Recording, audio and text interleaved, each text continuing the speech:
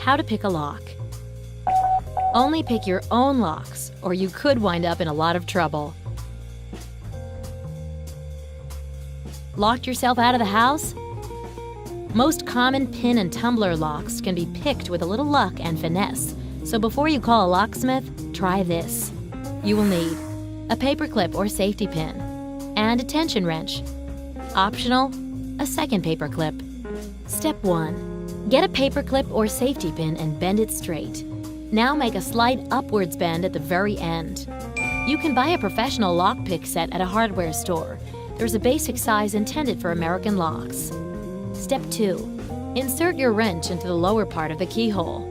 That is, the side opposite the one where the key's teeth would go in. Step 3. Figure out which way the lock needs to be turned to open by turning the wrench clockwise and then counterclockwise. You'll feel which way has more give. Step 4. Turn the lock the correct way with the wrench, putting slight pressure on it. Hold the wrench in place. Step 5. While keeping pressure on the lock, insert the paper clip into the top part of the keyhole. Step 6. Feel around the keyhole with a paper clip until you locate the pins. If you're picking a common door lock, there will most likely be at least 5 of them in a row. Before you start, many experts suggest raking the lock. Straighten your second paper clip, put a few bends at the wire's end, and, with no pressure on your wrench, shove it to the back of the lock. Now pull it out quickly, pressing against the top of the lock while gently turning your wrench. You might just set a pin or 2 that way. Step 7. Now for the actual picking.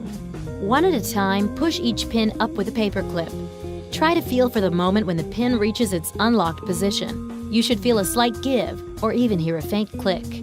Start with the pin furthest away from you, then move on to the next. Step 8. As you go, apply slightly more pressure with the wrench until you have all the pins lifted up. Step 9.